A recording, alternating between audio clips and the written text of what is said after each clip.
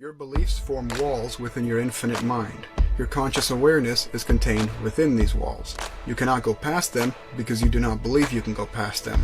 With enough beliefs, you'll find yourself in a box, much like a house, where you feel safe and secure. The only thing that can hurt you is your own mind, and funny enough, it's in the box with you. There's a whole world out there beyond the walls of this house that you and the people who programmed you have built. If comfort and feeling secure is your aim, stay in your house. But be warned, it'll be painful later when you reflect back on your life and all the things you could have done but didn't because you overvalued security and comfort. If exploration, growth, and adventure is your aim, it's time to leave the walls and beliefs behind. You'll find better ones along the way. Share if you're into it, and subscribe for more. The fleas are placed inside the jar, and the lid is then sealed. They are left undisturbed for 3 days. Then, when the jar is opened, the fleas will not jump out. In fact, the fleas will never jump higher than the level set by the lid. Their behaviour is now set for the rest of their lives. And, when these fleas reproduce, their offspring will automatically follow their example. Your belief systems were handed to you by your parents and by your grandparents, and they were pretty much embedded by the time you were 10 years old. So you get to divorce from a belief system that doesn't serve you any longer. A belief system that says money is the root of all evil, maybe. Or a belief system that says only rich people have money. I invite you to divorce it because it's not the case. I have both, and I live in both quite well. I use my money for good in the world. And the more money you have, the more good you'll do if you're a good person. So money makes you more of who you are. So you will only be more of who you are with money. Every time you think a thought, it's an electrical signal sent through neurons that connect with other neurons that are in harmony with that thought. And the more you use that, the more that neural connection is strengthened. And thoughts just don't happen in isolation. Many thoughts are happening and connecting together. It's like a web. It's like a network of thoughts. Now that network fires in the same order over and over again. That can become a belief system, right? It's a pattern of thinking, a program of thinking, which can become a belief system. And then we identify with that belief system, and we are that program of how we have been thinking, conditioned to think over and over. That habit of thinking happens without any effort from you. It runs all the time, like a program. The assumptions I'd made about life were, well, you can get a job and you can work for someone, and after you get a job and you work for 40 years, you get a pension when you get the pension. I was on a conveyor belt. Sure. When suddenly I went, oh, I could believe anything. I could believe that I could do anything. I could believe that I could be the guy on the TV show telling jokes. And you can. What you believe dictates your life. You'll be the barrier. You'll be the thing that stops you. No one else. People spend a lot of time worrying about other people. You're going to be the thing that holds you back. Core beliefs are like how you see the world. They're the lens in which you see the world. They can be positive, they can be negative. It doesn't do me any good. In order for me to change my life, I have to change these beliefs that I've established.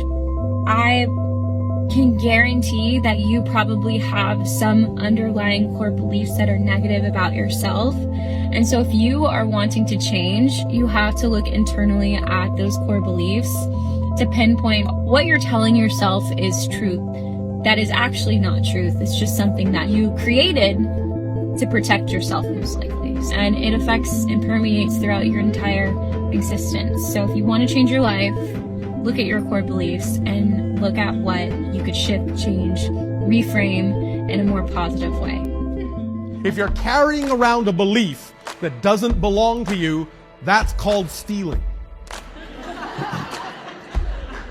Do not be a belief thief. Give back all the beliefs that don't belong to you. You. When you're simply carrying the beliefs that belong to you, will feel light, free, effortless. The only time you feel weighed down is when you're carrying things that aren't yours. Let's talk about belief systems, and let's throw some science on it. So in personal development, we talk about changing our belief systems a lot because they're our attractive force in the world, right? They're the thing that drive our behavior, and that's absolutely correct. But if they're the thing that drive our behavior, and you know a little behavioral neuroscience, you'll know one single thing. It's that mood follows action. And if we want to change our belief systems, typically we want to do that because we want to feel differently. So the fastest way to change your belief systems is not through affirmations, it's not through meditation, it's by taking different actions. And here's the step-by-step process that I've used to change my belief system. So it's typically clarity through contrast. So on a piece of paper, make a T-chart and write down the way that you're currently feeling based on the actions that you're taking, and then write down the desired emotion. And instead of creating a goal based on an emotion, take the emotion and then modify it to a behavior. When do you do things that allow you to feel that emotion? And then start to schedule in that emotion, and that will dramatically change your belief systems. The universe will test you to see how planted you are in your new belief system. This has been coming up for me so much lately, and if you've been doing reprogramming or affirmations, trying to reset your beliefs, the universe will bring people and circumstances that will test to see if you truly are planted in those new beliefs. For example, if you are trying to change your belief systems around your confidence and your personal power, people may test you and come up in your life questioning your power, questioning your teachings or your talents, and the universe just wants to see if you are going to stand strong in your confidence and your new belief system, or if you're going to fall back into self-doubt or fear. You always, and I mean without fail here, without fail, and I mean automatically, and I mean immediately, always, without fail, will always move in the direction of what you believe benefits you.